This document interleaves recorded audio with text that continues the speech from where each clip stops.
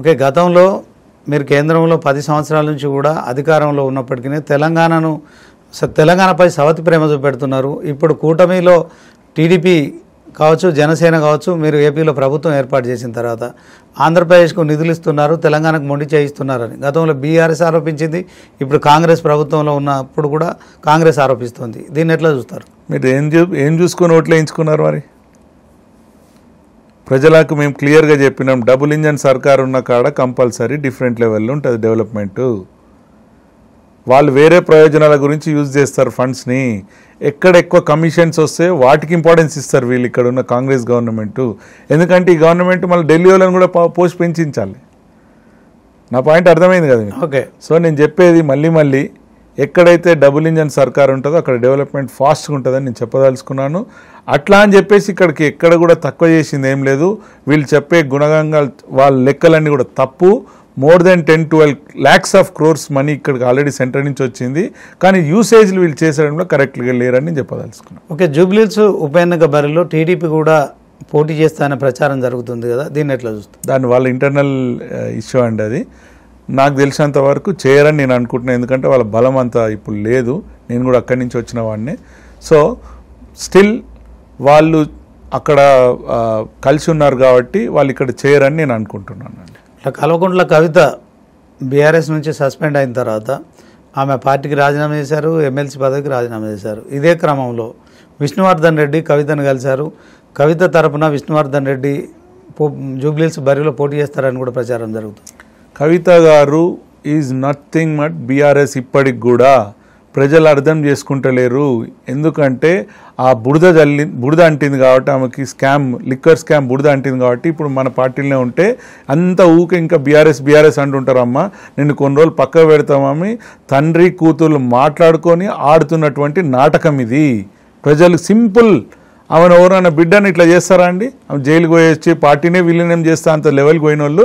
ఇది ఒక మంచి ఎత్తుగడ్డతోనే ఆ బీఆర్ఎస్ చేస్తున్నటువంటి నాటకం ఇది. ఆ స్కామ్ మనకు అంటొద్దంటే నువ్వు తిట్టాలమ్మా, ఇంటి పార్టీలో ఉన్న వాళ్ళని ఇష్టం ఉన్నట్టు తిట్టు, అప్పుడు నువ్వు దూరం చేస్తారు. ఆ స్కామ్ ఏదైతుందో అది బీఆర్ఎస్కి అంటదు అనేది వాళ్ళ ఒక ప్లాన్ మాత్రమే ఇది. మరి అలాంటి కవిత హరీష్ రావు గురించి, సంతోష్ రావు గురించి మాట్లాడడం ఎట్లవుతా? మీరు కేసీఆర్ కవిత ఒకటే అంటున్నారు. అదే అంటున్నా, హరీష్ రావుని అందరినీ తిట్టాలమ్మా, అప్పుడే పార్టీ దూరం ఉంటాడు. ఒకరిని అంటే కాదు, వాళ్ళ అయ్యని అంటలేదు కదా ఆమె, వాళ్ళ రిలేటివ్స్ని అంటే ఎవరైతే వాళ్ళ నాన్నకు దగ్గరలో ఉన్నారని అట్లా అనిపించి దూరం చేసుకుంటున్నారు అన్నట్టు. అంటే ఎంత తిడితే అంత ఇది కదా, ఈమెకి ఏదో నిజంగానే ఉందేమో ఇక పక్క పెట్టి అసలు ఆ పార్టీకి ఆ పార్టీలతో కూడా తిట్టిస్తున్నారు ఇంకా. అంటే లిక్కర్ కేసులో బీజేపీ తనని అక్రమంగా జైలుకు పంపించిందనే ఆరోపణ కూడా చేస్తున్నట్టు కవిత, దానికేం చెప్తారు? 100% తప్పు ఉంటే లోపలికి పోతామని ఫస్ట్ నుంచి చెప్పుకుంటూ వస్తుంది బీజేపీ. ఆమె తప్పు చేసింది కాబట్టి ఇన్ని రోజులు లోపడింది, మళ్ళీ కూడా లోపలికి పోతుంది. ఈమెతో పాటు ఎవరెవరు ఉన్నారో వాళ్ళందరూ కూడా మళ్ళీ పోవాల్సిందే ఎప్పటికైనా. సో అది వాళ్ళకి అంటొద్దు. నెక్స్ట్ గవర్నమెంట్ గురించి వాళ్ళు ఫైట్ చేయాలన్నప్పుడు ఇది ఊకే ఏమంటారు లిక్కర్ స్కామ్ వాళ్ళకి అంటుతున్నది కాబట్టి ఇది ఒక ఎత్తుగడనే నేను భావిస్తున్నానండి. బీజేపీ కాళేశ్వరంపై సిబిఐ విచారణ చేయాలని గతంలో మరి డిమాండ్ చేశారు. ఇప్పుడు తెలంగాణ సీఎం రేవంత్ రెడ్డి అసెంబ్లీలో ఒక ప్రకటన చేసి దాదాపు నెల రోజులు గడుస్తుంది. సో సిబిఐ విచారణ చేయడంలో ముందుకు రావట్లేదని తెలంగాణ సీఎం రేవంత్ రెడ్డి ఆరోపిస్తున్నారు. ఏం చెప్తారు? ఇది ఎవడన్నా చూస్తే నవ్వుకోవాల్సిన విషయం. ఇది ఫస్ట్ నుంచి దాని గురించి సిబిఐకి ఉపయోగపాలని ఫైట్ చేసిన ఆయన రేవంత్ రెడ్డి అపోజిషన్లో ఉన్నప్పుడు. పొజిషన్లోకి వచ్చిన తర్వాత దాంట్లో ఏమేమైందో ఏం చూసిండో కొన్ని 2 ఏళ్ల దాకా దాన్ని నడిపి ఇళ్ళ నుంచి ఇంకా ఎక్కువ పిండలేమని అని తెలిసిందో ఏమో, కానీ దాన్ని సిబిఐకి ఇచ్చిర్రు, స్వాగతించినాం. దాన్ని వాళ్ళందరూ సేకరించాలి కదా, దానికి తగిన ఆధారాలు తీసుకోవాలి. వాళ్ళంతా కూడా ఉత్తగానే సిబిఐకి ఏం వదిలిపెట్టారు, వాళ్ళు కూడా 5 ఏళ్ళ నుంచి ఏదో ఉన్నది కాబట్టి మనకెందుకు అంటుతుంది, ఇంకా ఎక్కువ చేయలేమని చెప్పేసి వాళ్ళకి అంటారు, వాళ్ళకి ఇచ్చిర్రు సిబిఐకి. CBI is acquiring what are needed things. దాని తర్వాత డెఫినెట్లీ వాళ్ళు ఏం చేయాలో అది చేస్తారు.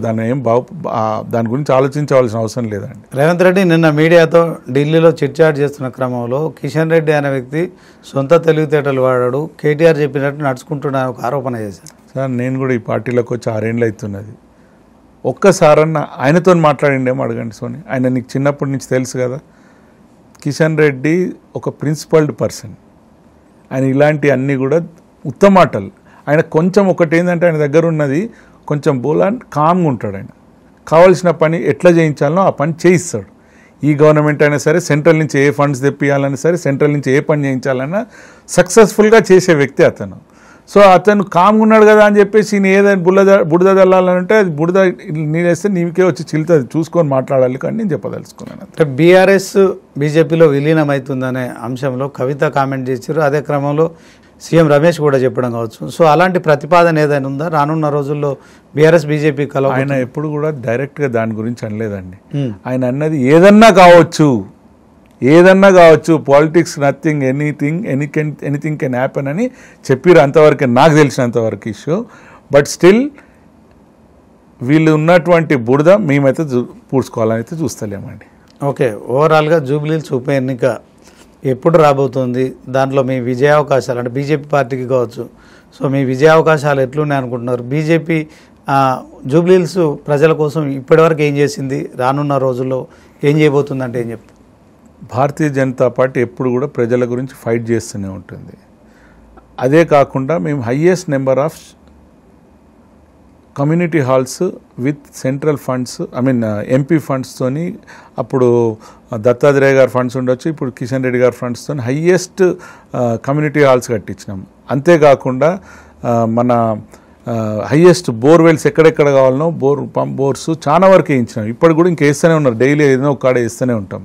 ఇదే కాకుండా ఎక్కడ ప్రాబ్లం ఉన్నా కానీ కిషన్ రెడ్డి గారు ఆఫీసర్స్తో మాట్లాడి ఎప్పటికప్పుడు ఆ చిన్న ఏవైనా చేయగలిగే ఆయన చేస్తాడు. కానీ మేజర్వి కాంగ్రెస్ గవర్నమెంట్ చేయాలి. వాళ్ళు ఇక్కడ ఓట్లను మాత్రమే యూజ్ చేసుకుంటున్నారు, కానీ వాళ్ళు పనులను చేస్తలేరు. అదే పక్కమట్టి ఉన్నది మెయిన్ జూబ్లీహిల్స్, బంజారాహిల్స్ అటు సైడ్ పనులు చేస్తారు. ఇక్కడికి వచ్చేసరికి బోరబండ, రేమత్ నగర్, ఎర్రగడ్డ ఈ ఏరియాలు చూస్తే మీరు అసలు అయ్యో అనుకుంటారు. మీరు ఇంకా కృష్ణనగర్ అయితే పక్కమటే ఉంటుంది, మీరు బోట్లలో పోవాలి ఒక హాఫ్ అన్ అవర్ 1 అవర్. అంటే కేంద్రంలో ఉన్న బీజేపీ ప్రభుత్వం సంబంధించిన అంశంలో జూబ్లీహిల్స్కు ఉప ఎన్నిక జరుగుతుంది. ఇప్పటి వరకు ఒక అభ్యర్థిని పూర్తి స్థాయిలో డిక్లేర్ చేయకపోవడం కావచ్చు, ఇదే క్రమంలో జూబ్లీహిల్స్కి సంబంధించిన మేనిఫెస్టో కావచ్చు, తర్వాత మీలాంటి వాళ్ళు కూడా ఖచ్చితంగా గెలవాలంటే అంటే జూబ్లీహిల్స్కి ఏం చేస్తే బాగుంటుందని మీరు అనుకుంటున్నారు? అదే క్రమంలో బీజేపీ ఏం చేస్తుందంట? మీరు గెలిపిస్తే భారతీయ జనతా పార్టీ ఎక్కడెక్కడ డెవలప్మెంట్ అవసరం ఉందో అక్కడ డెఫినెట్లీ మేము చేస్తామని మళ్ళీ చెప్తున్నాము. అదే ఇంకొకటి, మేము మేనిఫెస్టో అయినా సరే బీజేపీ అభ్యర్థినైనా సరే భారతీయ జనతా పార్టీలో ఎప్పుడైతే ఎలక్షన్ డిక్లేర్ అవుతుందో అప్పుడు డెఫినెట్లీ క్యాండిడేట్ అనౌన్స్ చేస్తారు. అంతకంటే ముందు మా దగ్గర ఆ స్కోప్ లేదు. బట్ పనులు అయితే చేయిస్తుంటారు, ఎక్కడికక్కడ మంచి పనులు కావాలనే దాని మీదే ఉంటాం. Bharatiya Janata Party definitely we're ahead in that అండి. ఓకే, ఫైనల్గా బీజేపీ నూతన రాష్ట్ర అధ్యక్షుని విషయంలో అతను ఒక రబ్బర్ స్టాంప్ అని, అతను ఒక డమ్మీ అని, అధ్యక్షుడు అని చెప్పి జరుగుతున్న ప్రచారంలో వాస్తవానికి ఆయన పనితీరు ఎట్లా ఉంది? మీలాంటి వాళ్లకు మరి గతంలో ఉన్న అధ్యక్షుల కంటే మెరుగ్గా పనిచేస్తున్నారా? మరి ప్రతిపక్షాలు ఈ రకంగా ఎందుకు కామెంట్ చేస్తారు? వాళ్ళు అనుకున్నారు అట్లా ఆయన చూసి, తర్వాత తెలిసి వచ్చింది ఈయన నార్మల్ ఏం కాదు. ఎందుకంటే ఆయన సక్సెస్ఫుల్గా గ్రేటర్ హైదరాబాద్ డిస్ట్రిక్ట్ ప్రెసిడెంట్ చేసిండు, సక్సెస్ఫుల్గా ఎమ్మెల్సీ చేసినప్పుడు ఆల్మోస్ట్ హాఫ్ ఆఫ్ ది స్టేట్కి ఆయన గ్రాడ్యుయేట్స్ దాంట్లో ఆయన ఎమ్మెల్సీగా పనిచేసిన అనుభవం ఉన్నది. అందరితో మంచి టచెస్ ఉన్నాయి, మాతో మంచిగా పనిచేస్తున్నాడు. ఎప్పటికప్పుడు హయ్యెస్ట్ నెంబర్ ఆఫ్ అరెస్ట్లు అయినా ఇప్పటి వరకు. ఎందుకు? ప్రజల గురించి ఫైట్ చేస్తుంటే ఆయన is very well doing, no doubt. ఆయన చెప్పిన వాళ్ళందరికీ కూడా తెలిసి వస్తున్నది, అందుకే ఇప్పుడు కామ్గా ఉన్నారని నేను అనుకుంటున్నాను. ఓకే, జూబ్లీహిల్స్ ఎమ్మెల్యే టికెట్ కనుక మీకు వస్తే జూబ్లీహిల్స్ ప్రజలకు మీ తరపున ఏం చేస్తారు? ఫైనల్గా మీ అప్పీల్ ఏంటి చెప్పండి. డెఫినెట్లీ ప్రజలందరికీ నేను మళ్ళీ కోరుకునేది ఏంటంటే భారతీయ జనతా పార్టీ జూబ్లీహిల్స్కి అవసరము. ఇక్కడ చాలా పనులన్నీ కూడా ఆగిపోయి ఉన్నాయి. మీకు కావాల్సిన పనులు ఇక్కడ స్టేట్ గవర్నమెంట్తో ఫైట్ చేయిస్తానా, లేకపోతే కావాల్సిన ఫండ్ ఇట్లా సెంట్రల్ నుంచి ఏమన్నా వీలైతే అక్కడి నుంచి తీసుకొచ్చి మీకు ఏది చేయాలన్నా చేస్తానికి మేము రెడీగా ఉన్నాము. భారతీయ జనతా పార్టీ ఎప్పటికీ ప్రజలెమ్మటే ఉంటుంది. మీరు ఒక్కసారి ఛాన్స్ ఇవ్వండి, మీకే తెలిసి వస్తుంది. మైనారిటీ ఓటర్ల గురించి చెప్పండి. మైనారిటీ బ్రదర్స్ కూడా నేను మళ్ళీ అప్పీల్ చేసేది ఏంటంటే, ఎక్కడ కూడా మోడీ గవర్నమెంట్ హిందువులకు సపరేట్ స్కీమ్స్, మన ముస్లిమ్స్కి సపరేట్ స్కీమ్స్, ఈ యొక్క రేషన్స్ ఉండొచ్చు, ఏదైనా సరే మీరు చూసుకుంటే అన్నీ కూడా అందరికీ ఈక్వల్గానే వంచుతుంది. వీళ్ళు హిందువులు వీళ్ళు మైనారిటీస్ అని ఎక్కడ కూడా చూడదు. అందుకొరకు మీరు మళ్ళీ చెప్తున్నా, మన దేశాన్ని ఎక్కడుంచారు మోడీ గారు ఆలోచించండి. చుట్టుపక్కల ఉన్న దేశాలన్నీ ఏ విధంగా అయిపోయినాయి, మన దేశం ఏ విధంగా ఉన్నది మీరు ఆలోచించండి. అప్పుడు భారతీయ జనతా పార్టీకి మీరు ఓటేసి గెలిపియాలని మీ అందరినీ కూడా కోరుకుంటున్నాను.